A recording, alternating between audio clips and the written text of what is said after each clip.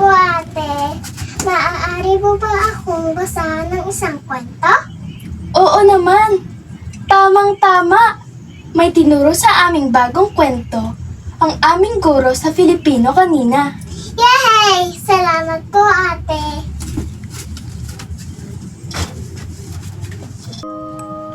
Maniwala ka man o hindi, may kapitbahay ako na bruha. Ang pangalan niya ay Mrs. Magalit.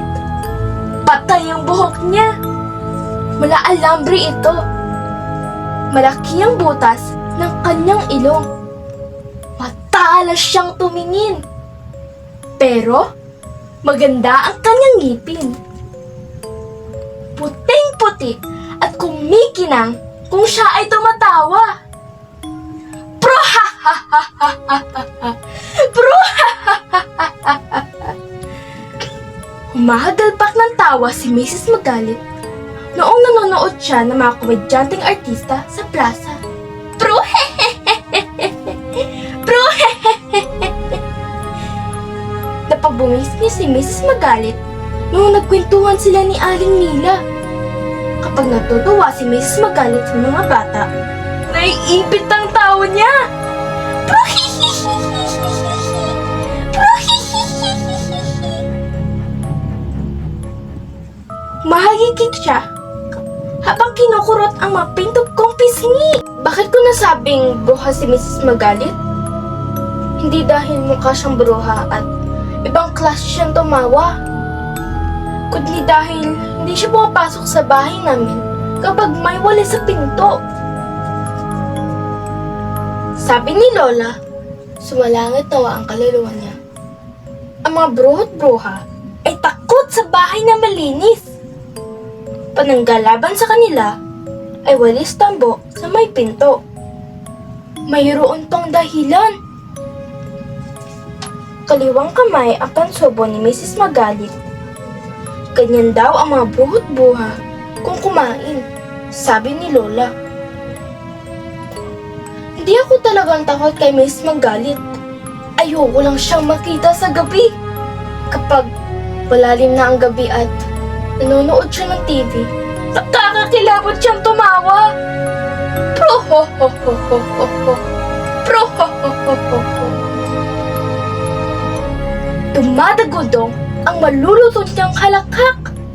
Parang tuloy, naramdaman kong naginig ang lupa.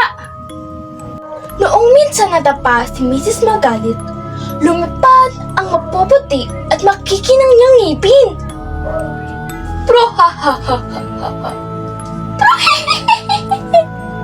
Pro he he he he he. Pro ho ho ho ho ho ho. Nagagalpakan, hagigigan at halakhakan ang mga salbahing taong nakakita sa kanya. Parang nagbukang bruhat-bruha sila sa aking paningin.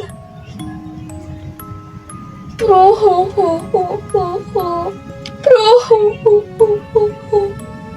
Humihit-bihit-bih si Mrs. Magalit habang pinupulot ang napungin niyang pustiso.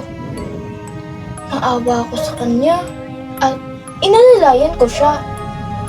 Napadaan kami sa aming bahay at minabuti kong yayain siyang pumasok para makapagpahinga. Makalimutan kong kalilinis na ni nanay at naiwan ang wali sa may pintuan. Nako! Hindi ako papasok, iha. At marumi ang aking tsinelas. Pinilit ko pa rin siyang pumasok at pumayag naman siya. Laking gulat ko nang hindi siya natakot sa walis. Niloko si Mrs. Magalit ng merienda. Inamit niya ang kaliwang kamay sa pagsubong ng biskwit. Alam mo, iha, nyara yung maitong kanang kamay ko. Kaya, di ko magamit. Napahiya ako. Maling-mali ang aking akalang bruha si Mrs. Magalit. Tinitigan ko siya ng husto at aking napuna na matanda na siya. Maputi na ang mukhang patay niyang buhok. Malaki ang butas ng kanyang ilong dahil medyo hirap siyang huminga. Matalas siyang tumingin dahil Malabo na ang kanyang mga mata. Hay naku, iha. Mahirap tumandang mag-isa. Wala na akong asawa. Walang anak. At walang apong tulad mo. Ang lungkot-lungkot ni Mrs. Magali. Kaya binuksan ko ang TV para siya ay maaliw. Sabay kaming nanood ng komedya. Pero ha. Ang hagalpak niya. Pero hehehehehe. Ang bungis-ngis ko. Pero hihihihihi. Ang hagikik niya. Pero ho. Ang halahak ko. Pero ho. Ang palahong naming dalawa nang halos magkanda iyak na kami sa kakatawa. Simula noon, hindi na bruha ang tawag ko kay Mrs. Magali, kundi Lola. Bruha. Kwento ni Maria Corazon Remigio.